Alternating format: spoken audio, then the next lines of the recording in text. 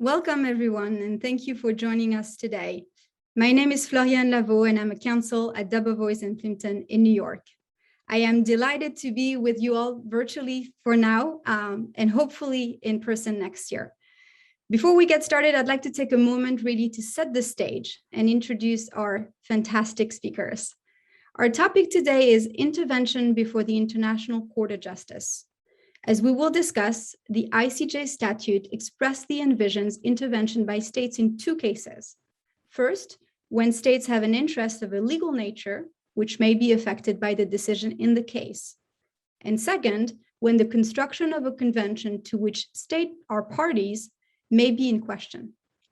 Thus, intervention offers a vital path to protect interests of a legal nature implicated in the proceedings, or to shape the court's treaty construction. And despite the advantages that intervention may offer, only few cases before the courts have involved intervention to date. This panel will discuss the procedure and the strategic considerations that are relevant to intervention before the ICJ. We will also set out the parameters under which intervention has been permitted and consider the benefits to its future application and its ability to strengthen the foundation of the court's jurisprudence. Of course, this is a timely topic. As you know, just last year, the Netherlands, Canada, and the Maldives indicated their intention to intervene in the proceedings between the Gambia and Myanmar before the International Court of Justice under the Genocide Convention. This is also a topic that we hope will be examined with increasing frequency in the future. As we will discuss, the multilateral nature of some of the key issues confronting the international community, such as climate change, may lead to an increasing number of interventions in international proceedings.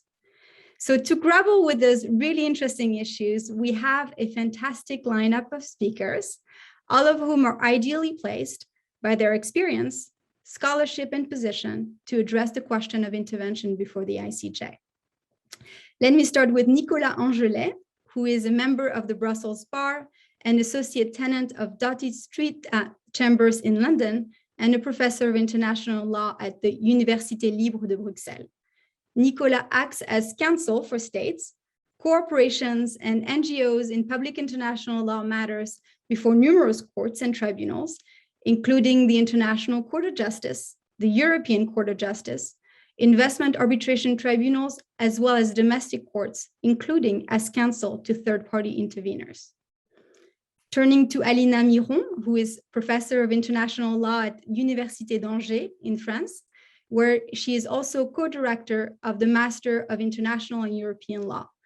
Alina has been counsel and advocate in several cases before the International Court of Justice, the International Tribunal of the Law of the Sea, and before arbitral tribunals, including several cases which involved issues of intervention. She co-authored with Professor Christine Chinkin the commentaries of Article 62 and 63 of the ICJ Statute in the Zimmerman-Thames commentary. Last and not least, we are very lucky to have with us Lucia Solano, who currently serves as legal advisor at the Permanent Mission of Colombia to the United Nations in New York. She has also been a member of the legal team in the cases involving Colombia before the International Court of Justice, which, as most of you, if not all of you know, focus on law of the sea and maritime law matters. She also previously served as head of the Treaty Office, International Law Directorate at the Colombian Ministry of Foreign Affairs, and as advisor in the Colombian Embassy in The Hague. Welcome to you all. It is wonderful to have you on this panel. Now, before we start, just a couple of housekeeping matters. The good news is that this event has been approved for CLA credits, so please stay with us and I will announce the code toward the end of the session. And also, we would really like to hear from you all, and therefore we have reserved some time for questions from the audience. So please feel free to suggest your questions in the chat function, and I will do my best to pick them up at the end. So without further ado, let's begin. I want to start with explaining in greater detail what we actually mean by intervention And in particular, what are the different modes of intervention before the ICJ? And on that, I'd like to turn to you, Alina. Thank you, Florian, and thank you first for putting up this panel with great colleagues on such a timely topic as you said. And you also made the introduction. We have a statute of the ICJ, which was adopted in the 1930s, 1927, and well, is the same statute as the one as the Permanent Court of International Justice, and it has not changed in particular on the issues of intervention. And therefore, under the statute adopted almost a century ago, we have two forms of intervention which were considered. One under Article 62, in which a state will protect one of its interests of a legal nature, as you said. And the other form of intervention is the one provided in Article 63, in which a party to multilateral convention would like to bring its view on the construction of that intervention.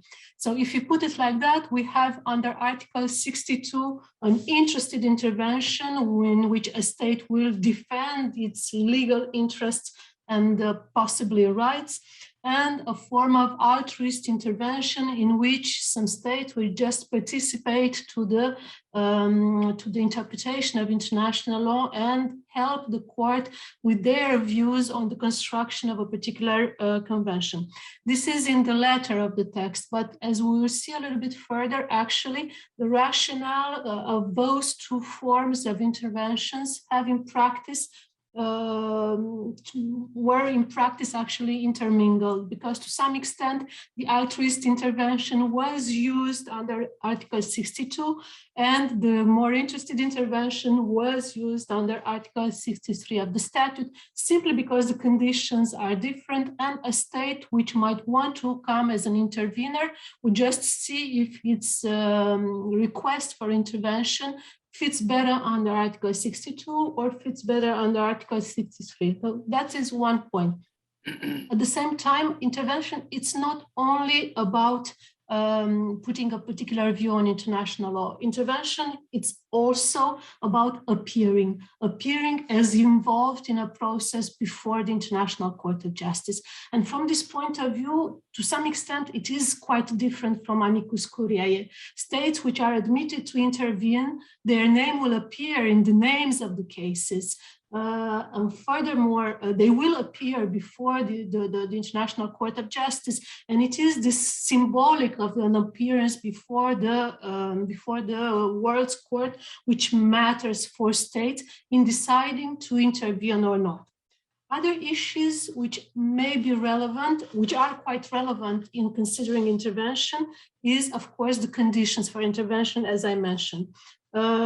Intervention, we call some authors called intervention under Article 62 as being discretionary intervention, as opposed to intervention as a right under Article 63 of the statute. Discretionary under 62 because the ICJ would have a discretionary power to decide whether to admit the intervention or not. Whereas under Article 63, the court will enjoy less power in admitting the intervention. And as a matter of fact, it would kind of be obliged to admit the intervention. Well, I think the use of these terms is a little bit misleading, because in both cases, the court has the power to appreciate the admissibility of intervention. So from this point of view, it keeps its power under Article 62 and under Article 63. It's just that the conditions under Article 62 leave to the court a greater margin of appreciation for the admissibility issues. It will be up to the court to decide if there is a legal interest. We'll discuss about it, if that legal interest might be affected, and things like that. So from this point of view, indeed, the margin of appreciation of the court is bigger than under Article 63 of the Charter, where the only issue of admissibility that might arise is the state requiring to intervene actually a party to a convention in force? That's one issue. And the other is the convention in question in the case before the ICJ. So these are quite very conditions which are quite easy to appreciate. Two more things on on the general presentation of intervention.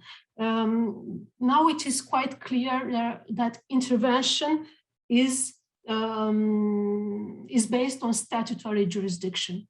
Whereas a case before the court, a contentious case before the court, is always based on the consent of the parties, intervention is not based on the consent. And this clarification, well, there were huge discussion on the issues of consent of the parties on basis of consent.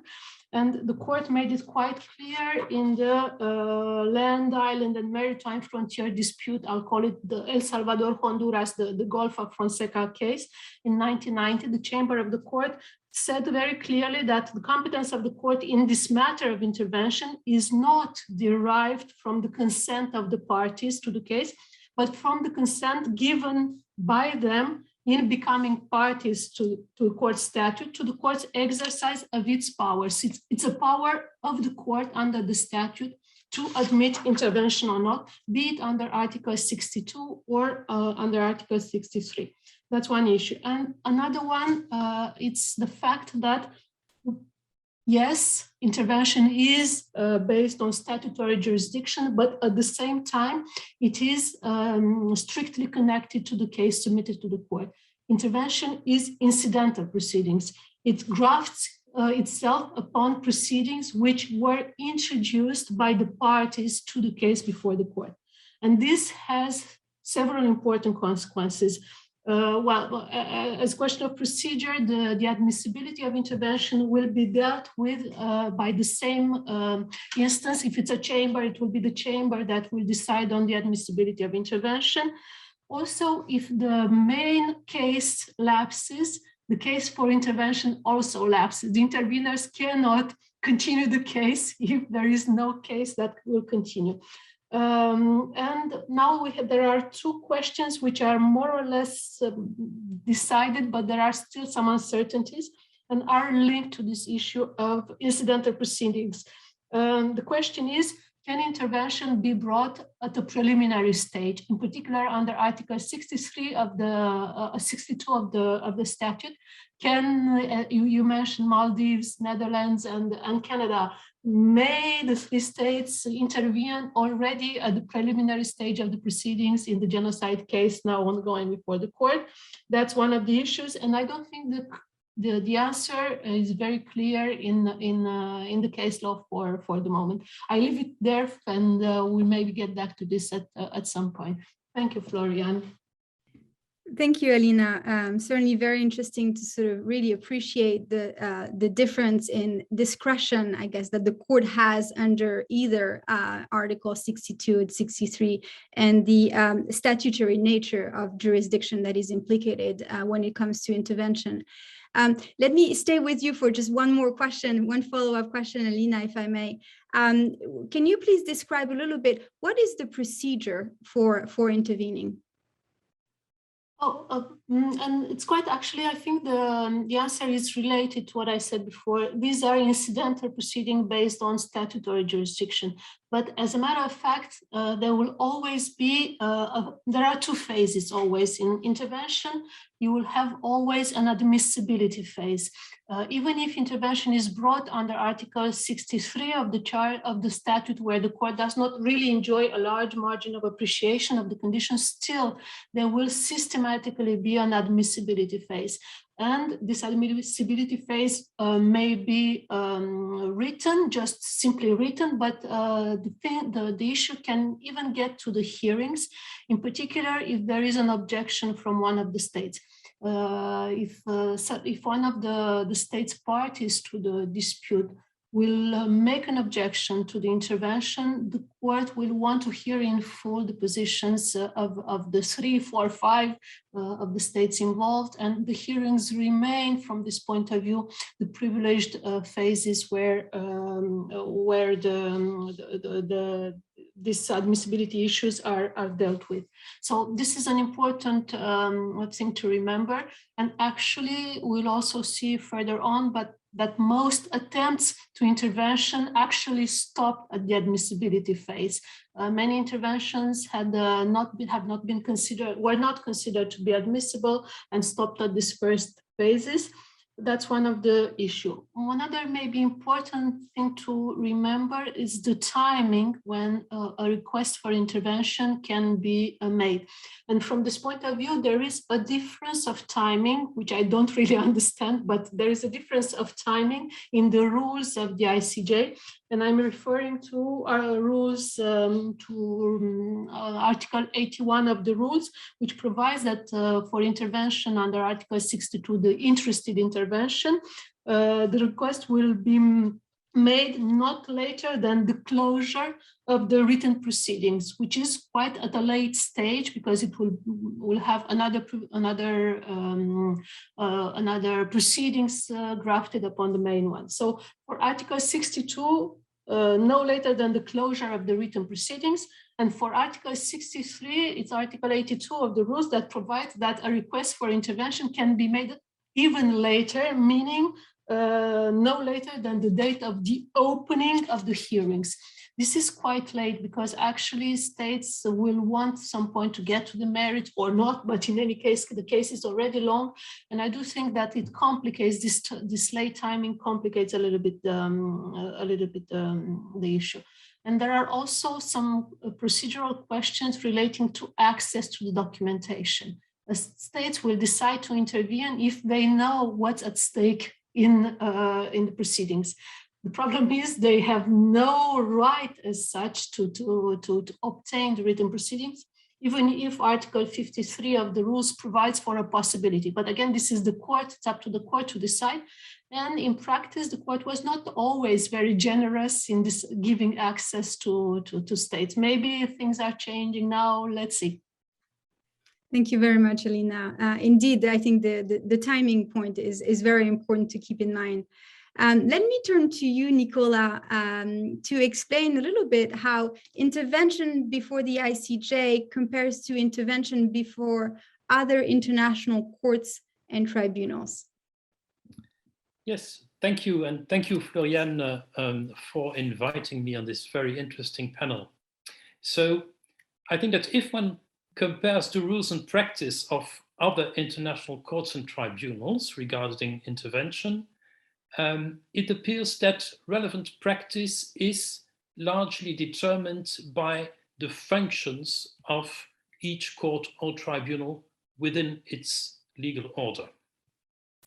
Of course, the admissibility and the scope of third-party interventions are always determined by the interest of the proper administration of justice. That is what is explicitly stated, for example, in the European Convention on Human Rights regarding intervention before the European Court for Human Rights, but of course it is also the general principle. Having said that, the interest of the proper administration of justice differs depending on whether, as we have seen, the third party seeks to intervene to protect its own individual rights and interests, as in ICJ Statute Article 62, or to defend or promote its interpretation of an international convention, as in Article 63. Along the same lines, I would suggest the interest of the proper administration of justice also differs depending on whether the adjudicatory body focuses on dispute settlement, on conflict resolution, or on the more systemic function of giving authoritative, abstract interpretations of the law as a guardian of the legal order. So the question is this more of a horizontal approach or a more vertical one? Is the court or tribunal intervening as a peacemaker or as a guardian of the legal order? Let me illustrate this. If we take the World Trade Organization, obviously the WTO dispute settlement mechanism is engaged in the adjudication and resolution of trade disputes, but it also performs a very important function of authoritative interpretation of WTO law, and this is indeed the main function of the appellate body. So we have a rather strong insistence here on the function of the dispute settlement mechanism as a guardian of the treaties. And what we see is that in this context, according to the letter of the wording of the dispute settlement understanding, intervention of third-party members before the panels requires the existence of a substantial interest, which might echo Article 62 of the ICJ statute. However, in practice, a substantial interest may be of a systemic nature. It is basically accepted that it may be an interest in the substantive WTO law provisions at stake. A further point, perhaps, which is not entirely related to my main point, but which is of interest from a comparative perspective, is that the WTO has developed a practice of granting enhanced intervention rights to some categories of interveners, notably, for example, developing countries. So there is some policy that can be developed by developing the nature, the scope of intervention rights. So let us turn to a different court, the European Court of Human Rights. Now, that court's function is one of supervision, obviously, and development of human rights law.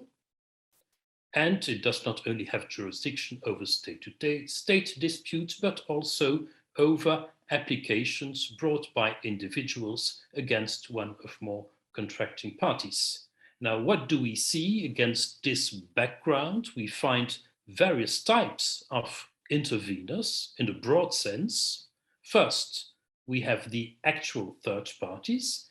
They are most often the persons who were implicated in the facts of the case, and they typically intervene to protect their own legal interests. This is the Article 62 type intervention at the ICJ. Then we have the state parties who have an interest in the interpretation of the convention, and at the ICJ, interestingly, they often intervene to temper judicial activism on the part of the court. So often, not always, but often, state parties who intervene before the European Court of Human Rights are rather cool lovers of the judicial development of the law. And then we have non-governmental organizations who intervene as amicus curiae. And of course, I fully agree with Alina that this is different from a state intervening as a third party before the ICJ. And they would typically intervene in the light of specific expert knowledge that they have. And remarkably, human rights NGOs obviously generally have a relation of trust with the court, and the court engages with NGO statements in its judgments. Last type of international dispute settlement I would like to mention is investor-state arbitration. Here we have a strong focus on dispute settlement, but still with a strong systemic impact. That is, investment arbitration, as we all know, often touches on the public interest beyond the investor-state relationship. Now, obviously, the starting point in such a system strongly focused on dispute settlement is that there will be little room for third-party intervention, yet one sees a tendency in investment treaties to allow state parties to the investment treaty who are not a party to the dispute to intervene in their capacity, I would say, as lawmakers. And then there is also a tendency for NGO to make amicus curiae interventions, either because they have expert knowledge or to draw attention on systemic issues in a way that is rather different from the European Court of Human Rights. There is a lesser relation of trust because the NGO most often comes from a different area of expertise than that of the arbitral tribunals. So all in all, to conclude on this brief overview, what one sees, I think, is that the different functions of courts and tribunals trigger different kinds of interventions by different actors. So from a comparative perspective, the organization of third-party intervention depends on whether a court is engaged in dispute settlement, in conflict resolution, or is rather the guardian of a legal order, whether its adjudicatory function is more horizontal or more vertical. And I think that the latter function, the guardian function, broadly tends to trigger a more generous approach towards intervention. Thank you, Nicolas, for this very helpful overview. Let me just stay with you for just a second. Drawing from this sort of comparative analysis that you just gave, what is your view, the role of courts and tribunals when it comes to intervention? Yes, thank you. I think that indeed, probably the role of the courts in each instance is to fully acknowledge the impact of the function it has in the legal system to determine the scope, the nature of third-party intervention. The relevant rules obviously depend on the interest of the intervener, which is central to Articles 62 and 63 of the statute. It obviously also depends on the interest of the main parties who are confronted with the intervener, whom they have not invited. But it is also dependent on the interest of the court itself as an institution. And I think that this can be of relevance at three levels. First, for the conditions of access to the court as a third party, which is what is basically determined by Articles 62 and 63 of the ICJ statute. Then second, for the modalities, the practicalities of interventions. Do the third parties get access to the file? Do they participate in the oral hearings? And then also probably downstream, in my view, courts may take into account what their position is and the role that third parties play in view of their function in the drafting of their decisions. It determines, or it could determine, perhaps it should determine how courts, when they draft their decisions, how they engage with third-party arguments to legitimize their role and their findings. Thank you, Nicolas. So now that we've discussed the applicable procedure before the ICJ, as well as other international courts and tribunals, I'd like to turn to the strategic considerations that are relevant to intervention. And in particular, I'd like to focus on the perspective of sovereign states. And for that, let me turn to you, Lucia. What are the objectives for states to seek intervention before the ICJ? And which factors do they actually take into account when deciding whether to intervene? Thank you so much, Florian, and thank you for having me today. It's such a pleasure. I've been in these days dealing with the 6th committee in the UN, and it's so refreshing to think about something else that is not products of the International Law Commission. So this is really fascinating to be here and to listen to Alina and Nicola. Like, we could talk about this forever. The perspective of sovereign states is sometimes very difficult to achieve or to know in advance. So the issue we have normally with states is that I see states as very practical entities, so they never do anything without sort of seeing where they're going to and what the consequences could be, which is obviously good, but can also make it difficult for somebody who's not working for a state understand why states do certain things. And the other thing is states almost never let you know in advance what they are going to do, right? So you don't have the benefit of anticipating why a state would like to intervene. That creates some challenges in identifying what is it that states are after when intervening. But it also depends a lot, and I think Nicolas was very clear in explaining that on the tribunal, it serves different purposes depending on in which tribunal they are going to intervene. And the rules for intervening also set up very stringent, or probably it can be more or less easy to intervene depending on the tribunal. In the case of the ICJ, for example, which is the let's say the tribunal that has perhaps it's closer to me at least. It really depends also, as Alina was explaining, on whether you want to intervene under Article 62 or under Article 63, and if under Article 62, for example, where you want to intervene as a party or as a non-party. So that changes everything, and that changes the approach of the state to the possibility of intervening. One important thing I think that sets the stage is that it has an implication, a basic implication, and it's monetary implication, resources implication. So all of those things play into the decision of a state to decide whether to intervene or not. Do they have the expertise, the knowledge? Do they need to hire foreign advisors? These sort of things are always at the, states, again, are very practical entities, and it's like, okay, how is this going to work? What do I need to decide whether to intervene or not? Some states simply don't even consider that. And some states that start to consider it, the first thing they do is go and check the statute of the court, in this case, at least the ICJ. So if they are thinking of intervening under Article 62, the first thing is that they have to feel that there's an entitlement or there's a need for them to participate in a bilateral controversy, right? There's a bilateral controversy already going on. Do I have anything to do with that? How does it have an effect on me in any way? So you start to sort of say, I might have something to say here as a state, of course.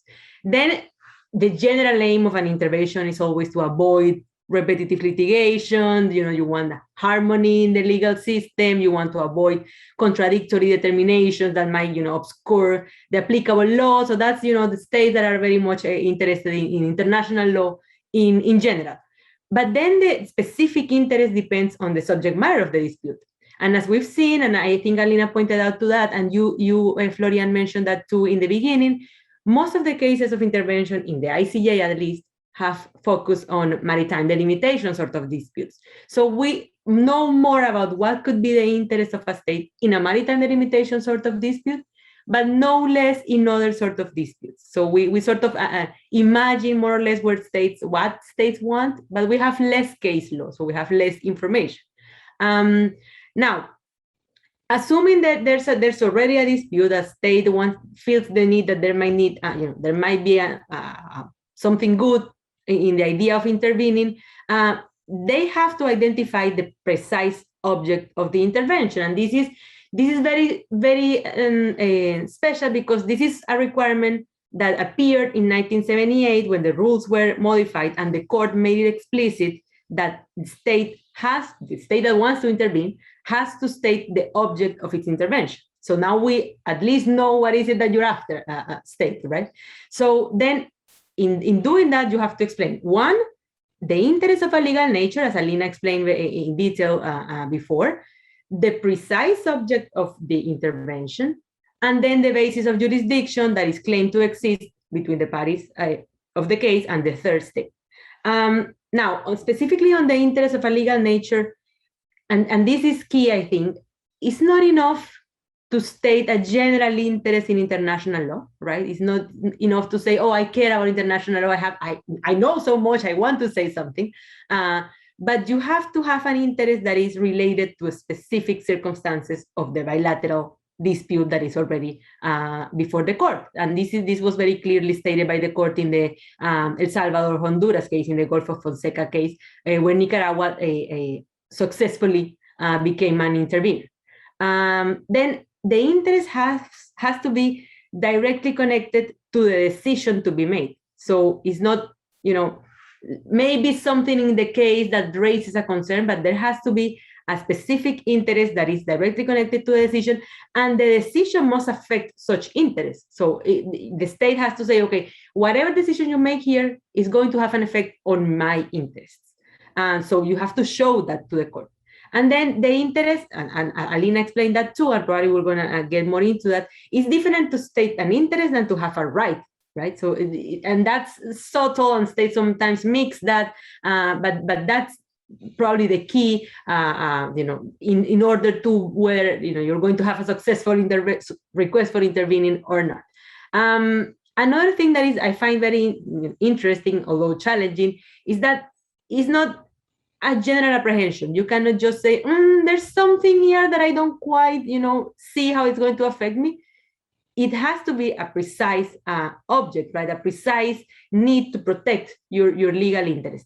So that's also what the court said in El Salvador, Honduras.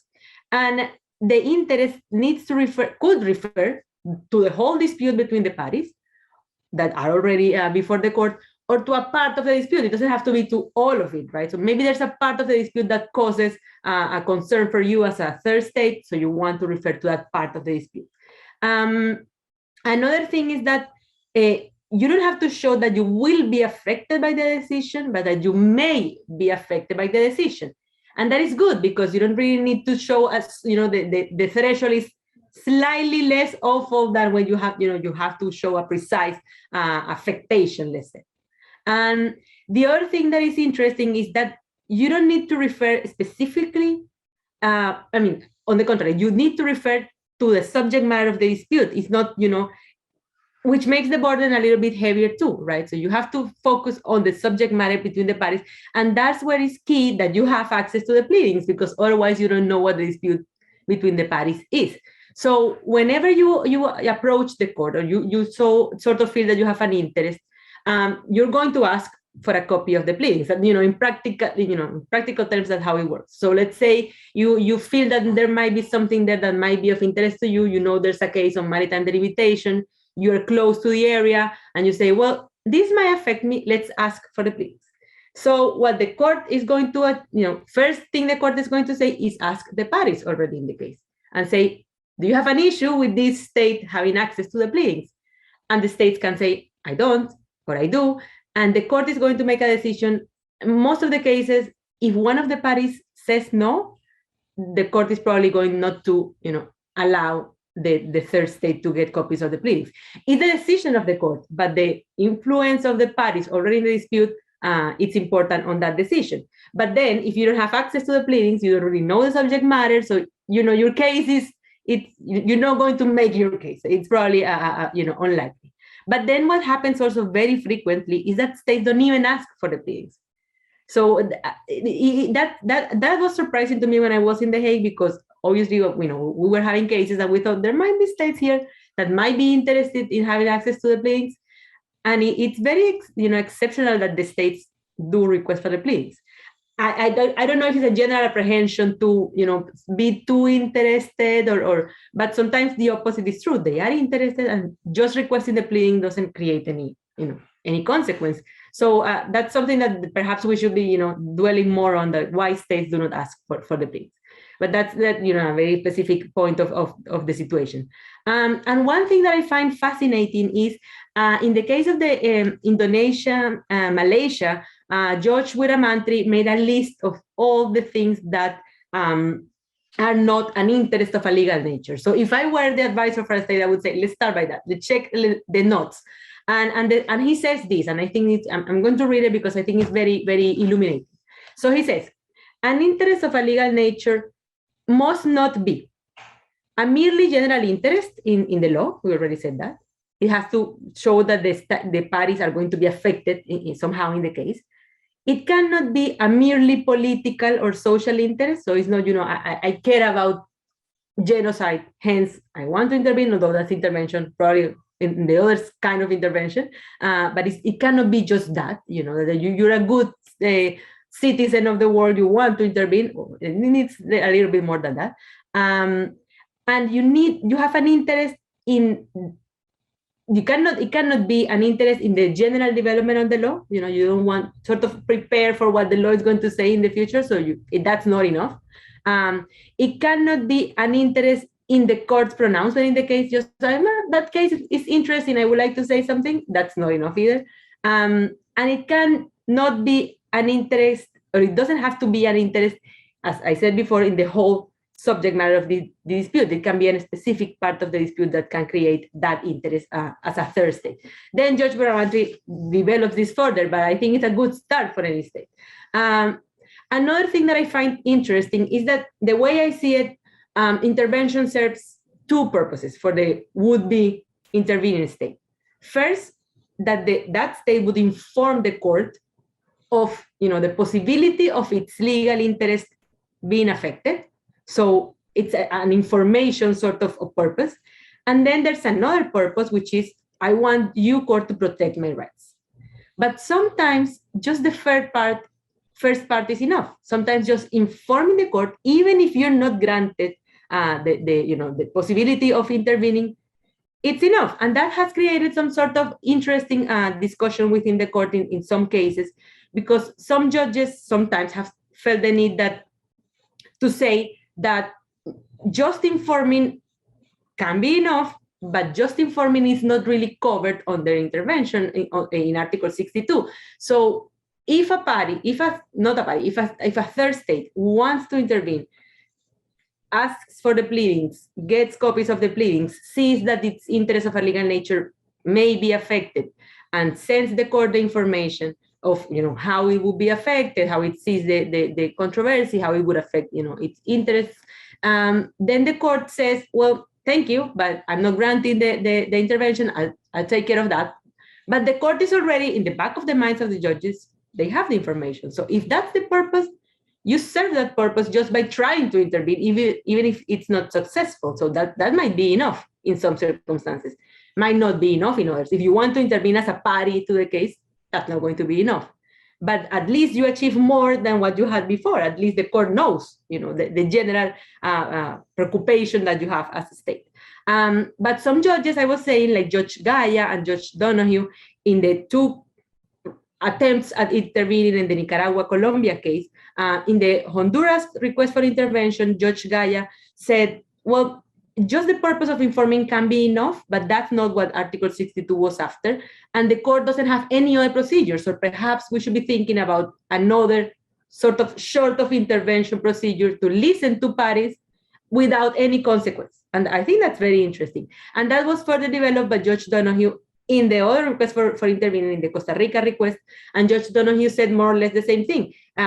Just informing that's not enough, perhaps, for a state that wants to intervene, but perhaps it is. So maybe the court should be thinking about how to amend its rules to sort of permit another way of doing it. I don't know if just amending the rules would be enough, if it requires an amendment to the statute, but at least the idea is in the back of the minds of the judges that are currently in the court. So maybe that's something that in the future it's interesting to explore further. One last thing on Article 62 is that as the intervener, even if granted intervention, would not be bound by the judgment. You really lose nothing by trying to intervene, right? The least that can happen is that the court knows what, the general feelings that you have in the case, but the consequence, the judgment it's not a res judicata sort of judgment for you. So it's just trying seems like a good option. And as Alina and Nicola were saying, it's very different from amicus curiae. And just the fact that you are heard can be enough. That's under Article 62. Under Article 63, the objective is very different because, as Alina explained in detail, it's you want to sort of have an influence on how a convention is going to be construed. And that's perhaps more general in a way, but also states some. My experience in The Hague is that whenever the court, because there's the need for the registrar of the court to sort of inform all states parties to a general, specific treaty, and to say, this is under consideration by the court. Do you have anything to say about the interpretation of this treaty? And states that the registrar sends out these circular sort of requests for, do you want to say anything? And states sometimes take the opportunity and say anything. But what I saw in The Hague is that states almost never take use of the opportunity. This is, again, states trying to be extra careful in what they say, how they say it. Perhaps that might work against me. So states are always very practical in this regard. But it's a kind of intervention, the way I see it, that it's perhaps more open and at the same time doesn't necessarily create a lot of risks for states. So in general, I see that intervention for states is an option that's there, that it's less used than perhaps it should be used, and that the interest behind, in the end, for states can simply be informative, and that could be enough. Thank you very much, Lucia. Very interesting to hear the perspective of states, and I think in particular it's the benefits of attempted interventions as well. Let me turn back to you, Nicolas, very briefly. I know that we're running a bit out of time already, but I wanted to just hear from you if you see whether there are other sort of practical considerations or practical, advantages or potential downsides to intervention that you'd like to flag.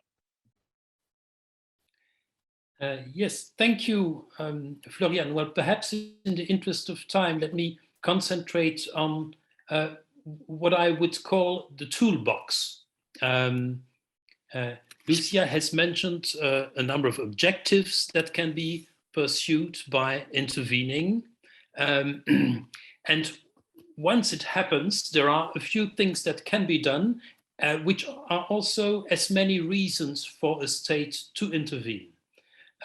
One important reason to intervene would be to be just in the courtroom to manifest its support to one of the main parties by the mere fact of being present. This has been very well studied for WTO dispute settlement, where one sees that silent intervention, in a way, is often practiced by the United States, the European Union, China, who typically sit there behind a party to a dispute to manifest their support. And the interesting study by a social scientist from Princeton is that this is a very effective means. This is data analysis, the new frontier of legal research. It is an effective tool to make your position known. So that is one thing that can be done, just be there. And I would suggest that this also happens at the ICJ, for example, even though obviously this is not a dispute, but if one looks at the line up in the Chagos advisory proceedings, one can see that many states are there just for the sake of being there and for the sake of the head count. What matters is that they are there in support of one party rather than another. So that is one function. A second function, which is rather technical, which we have discussed, is to gain early access to the file, if at all possible. A third one, which we have not mentioned and which I personally regard as one of the most important functions of intervening, is to engage with one or more of the main parties and to seek to influence them or cooperate with them ahead of their submissions or oral pleadings. The best intervention is the intervention that achieves its aim even before the main parties have filed their submissions and present their oral pleadings, because as an intervener, you have managed to convince them behind the scene to adopt a position that corresponds to your personal views and your personal interests in the case. Well, a third function is to develop arguments that support the position of a main party, but which that party does not have the time or the space to bring. Even before the ICJ, the possibility to write is almost unlimited, but the possibility to bring oral arguments is inevitably limited. So there is a role of division of labor that can be assumed by having amicable interventions who will then bring arguments that the main party cannot bring in sufficient detail. Along the same lines, perhaps a bit more complex, third parties can intervene to support the position of a main party, but which this party cannot bring either for political reasons or for reasons of logical consistency. And then the last one would be to bring arguments that, in fact, neither of the parties wants to bring. That is the typical function of amicus curiae, but it could happen at the ICJ. And amicus curiae intervenes in an investor-state dispute where neither the investor nor the state want to discuss the, say, rather obscure circumstances in which the contract was passed at the office of the head of state, and Transparency International wants to intervene to bring light on that issue that the parties would like to sweep under the carpet. So I think that this is one of the, an overview of the toolkit. Not all of these tools can be used at the ICJ, but there will be many cases where at least one of them can prove very useful. Thank you, Nicolas. Very interesting toolkit. Thank you for sharing. So we've talked about the procedure, the strategic considerations that are relevant to intervention. I'd like to just now turn to actually the practice of the ICJ when it comes to intervention. Of course, you know, Lucia and Alina and Nicola as well, to some extent, you've already touched upon that in your prior presentation. But I guess I'd like to turn to you, Alina, back to you on, is intervention common before the ICJ? Why and why not? And what kind of disputes have states, in which kind of disputes have states sought to intervene?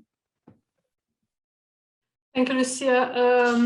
Well, it's intervention. I think the possibility of intervention has been seen as a sort of great expectations, but turned out to be a sort of David Copperfield, not the the novel, but the magician. You know it's there, but you know it's also an illusion to some extent. And I think what Nicolas just said, adding that the best intervention is the one that actually manages before you don't actually need to go to the court, supports to some extent this view. There were very few requests for intervention, be it under Article 62, where the conditions are a bit more stringent, or under Article 63. To be honest, there was one before the Permanent Court of in the Wimbledon case. We had 9 on the basis of Article 62, and only 3 of them had been admitted by the court. And we had 3 requests under Article 63, and 2 of them admitted by the court, which means that even under Article 63, which kind of opens the possibility to states to participate to the judicial process without putting much at risk, there were not many requests. And it's quite interesting to see that one of the interventions, well, the latest in the whaling case, I just want to bring it up a little bit.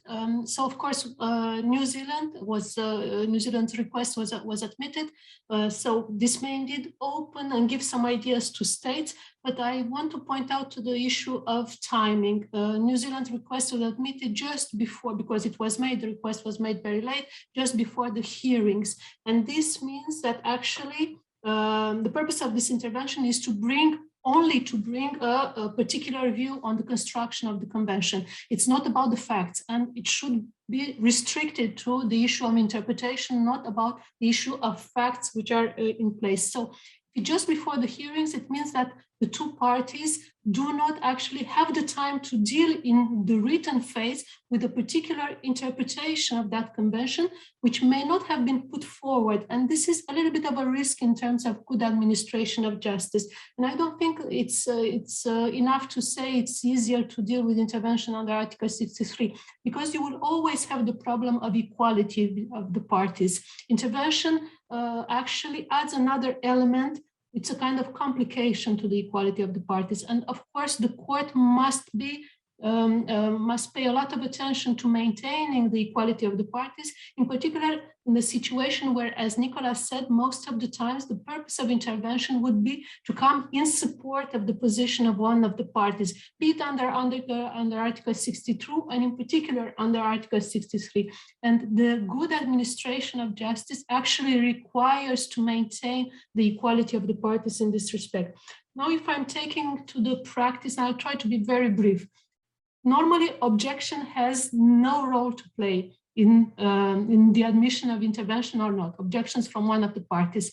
Well, as a kind of a miracle, all the interventions which were admitted by the ICJ were also intervention in which none of the parties formally objected. One grumbled saying, "No, I don't like intervention, blah, blah," but it did not formally object to the intervention. So, of course, the position of the parties has an impact on what the court says. But at the same time, indeed, the court may be more open to admit intervention on matters of international law, construction of international law. It did in the whaling case under Article 63.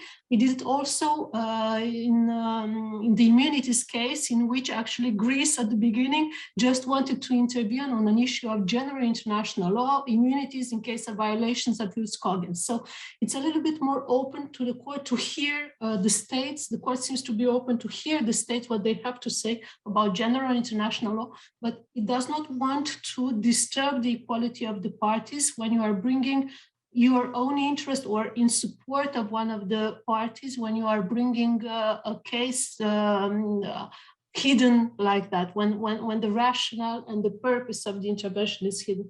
I stop here because otherwise we won't have the time to get to the questions. I think it's better if I stop here. Well, maybe just one follow-up to stay with you, Alina.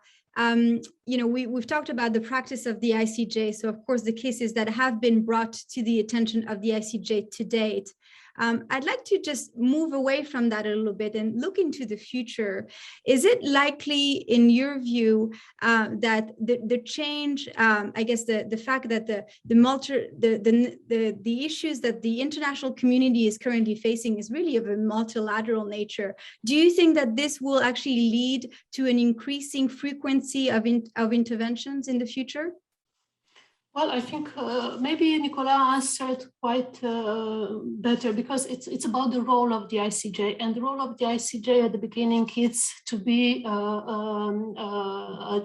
not a guardian of the legal order, but to bring states to resolve their conflicts. And I do think we don't have to turn the ICJ into another international law commission, sixth committee, and things like that. Of course, there are issues of general interest, and the advisory opinions show, the procedure of advisory opinions show a great participation of states whenever you have these kind of issues of general interest. Maybe also the genocide case raises probably issues of interpretation, but at the same time, if it's in a contentious proceedings, again, I do think the equality of the parties, it's an important imperative to keep in mind. So we may have more requests, but it depends on the states. Do they want to grasp this within the context of contentious proceedings on intervention, or maybe bring more advisory opinions to the ICJ? But if it's in the context of contentious, I do think we have to keep in mind that first the role of the court is dispute settlement in this context. Lucia, thank you very much, Alina. Lucia, turning to you, do you have, you know, in your crystal ball, do you have a sense of, you know, what kind of disputes, you know, will states likely, in which kind of dispute will state likely seek to intervene in the future? Are they, you know, we talked about maritime dispute, we talked about disputes that relate to sovereign immunity. Are they, in your view, other types of dispute that maybe will be prone to intervention in the future? Thank you so much, Florian. And I know we're running out of time, so I'm not going to be not going to take too long, but I feel like in general, the less risky the possibility of intervening, the more likely a state might be interested in participating. But I do think in general that intervention is less risky today than it was before. So states are considering it at least more often, hasn't shown in practice as much. So that means that states might want to have more to say, always preserving, I mean, still the rules to be able to intervene are very strict. So it's not going to be easy. It's just less risky, perhaps. So I think that the kind of disputes in which states are more or less considering intervening, the human rights sort of disputes, including, I think, a topic that I would love to have a case on perhaps one day, is that mix between the environment and human rights. I think that's a fascinating area of the law. And I think that states are very much interested in more guidance from the court on that. Migration is a kind of topic in which there's always the interest of third states involved. So whatever happens in a bilateral dispute can create a sort of outcome in other areas of the world. So I see that could possibly be an area in which states would be interested in intervening. And related to migration, consular assistance, which is the kind of cases in which, always the consequences reflect in the other states too.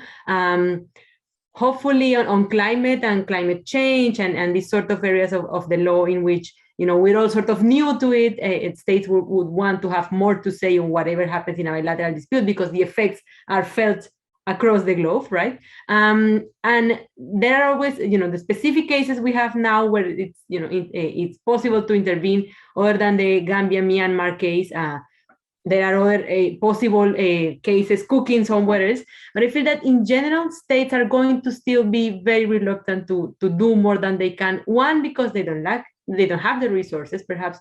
And two, because perhaps they feel that it's still very risky. So it's probably going to be in areas where the law is not settled, where there are more questions, and less so in other areas where everybody knows more or less where the court is going to, how the court could decide a dispute. That's how I see it. Thank you, Lucia. So we have a few minutes left, and we have a few questions in the chat that came through as we were discussing. So I propose that we turn to those just in a second. As I promised earlier, I will share now the CLE credit code. Rebecca, if you wouldn't mind putting it on the screen as well.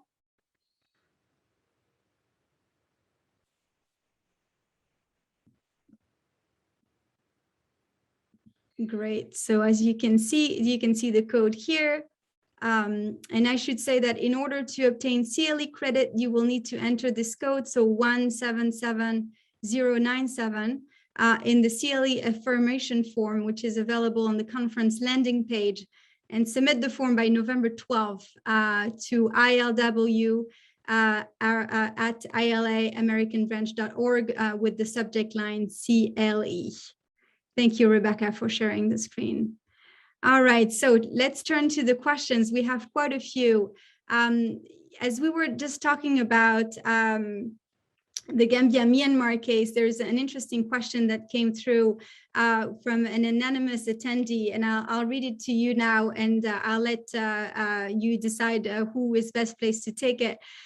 So Canada and the Netherlands indicated an intention to intervene in the Gambia-Myanmar case to, in part, and I quote, assist with the complex legal issues that are expected to arise.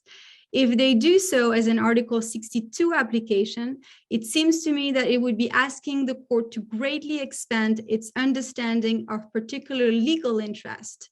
And the question is, what is the likelihood of the intervention being accepted, and what effect might it have going forward with state practice for intervention if it is successful? Alina, would you maybe want to take that question? I can do that very quickly. To my mind, I think the idea is more to have an intervention under Article 63, because if I understand well, those states intend to intervene on particular issues concerning sexual violence and the important, well, this aspect in the crime of genocide. So I do think from this point of view, the only question raised, and it's almost solved, it's are they parties to this convention? Of course, convention is in discussion, in question before the ICJ. So from this point of view, it will be quite difficult to challenge the admissibility, although it's not impossible to try. Now the question would be, would these states try to intervene at the preliminary objection stage or at the merit stage if the case gets there? If it's at the preliminary objection stage, it may be a little bit more difficult because actually the question of interpretation would not be about the merits, but about the conditions for jurisdiction at that stage. So under the current case law of the court, it will be less easy to get the intervention admitted for this. That would be my thought on this, but maybe Nicola, Lucia have another opinion. Anything else to add, Nicola? On the screen. We agree with you completely. It seems like under Article 63, it's fairly easy to identify where it probably will be allowed. Under 62, it's far-fetched, seems to be, automatic reaction, but we'll see. Thank you all. One other question that came up early, I think, as you were speaking, Alina, from Stefano Di Leonardo. Hi, Stefano. Thank you for joining us today. So the question is, does third-party intervention have anything to do with jurisdiction? If yes, what are the jurisdictional criteria, parameters considered by the court? I know, Alina, you briefly touched upon that at the beginning. And in my view, it also maybe draws an interesting distinction with which we touched upon very quickly, which is Article 62 allows you to intervene either as a non-party or as a party. So perhaps if you'd like to take on this question as well, or obviously Nicola, please feel free. I don't know if Nicola wants, maybe I can do it. If not, because my opinion is that this distinction, it's not very easy to draw, and it's only in the Gulf of Fonseca case that the court created the statute of intervening state as a party. And in this context, there is the requirement of a jurisdictional link, but this is quite logical. And it's quite logical in the sense that if a state seeks to intervene as a party, it would not require the protection of its interest, but it would require the adjudication of a right. And this is a little bit outside the proper scope of intervention at the beginning, but there are some cases, like in Gulf of Fonseca, it was about a condominium of 3 states. So if just 2 states go before the court, the pronouncement will have an effect automatically on the 3rd state. And in this case, there was adjudication of a claim of right in respect to Nicaragua. And if there is adjudication, you need consent. You need to prove the existence of a consensual basis for jurisdiction. But that's a limited case, and we still have to see how it works, this distinction between intervention as a party and as a non-party. We don't have enough practice on this. Thank you, Alina. I believe we have time for one last question from another anonymous attendee. Hello, good to thank you for joining us today. The question is, it reminded me of the comments by Dr. Tladi at the opening plenary, who discussed how countries from the global south and developing countries have less access and or capacity to have, and I quote, a seat at the table. Do we see the same pattern of participation as far as third-party interventions is concerned? And if so, what are the implications? Nicola, would you like to take on that question? Yes, perhaps a small comparative touch again. At the WTO, the organization actively promotes participation from developing countries true third-party intervention. So they are encouraged to intervene as third parties as a learning process. But of course, at the WTO, this is the more important, first, because proceedings are generally confidential. So if you are not a third party, you do not know what happens. And second, obviously, because WTO generates an enormous amount of case law, with the consequence that each member must fear to have a problem appear as a defendant one day. So the eagerness to learn is very high. Now, if we move to the ICJ, you can see that things are different, because the learning process can be achieved just by attending the hearings to a large extent.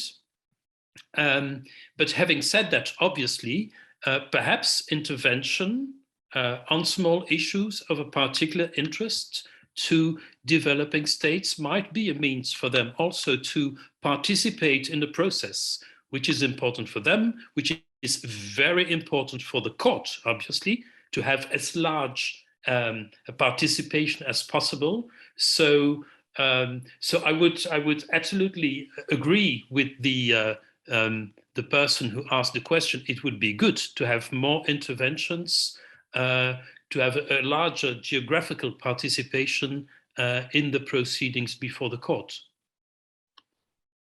Thank you, Nicolas. So I think we're just on the dot at 1:30. I think this is a great note to end on. Thanks everyone for discussing the importance of intervention before the ICJ as a way to strengthen the court's jurisprudence. And thank you so much, all of you, for participating. Take care.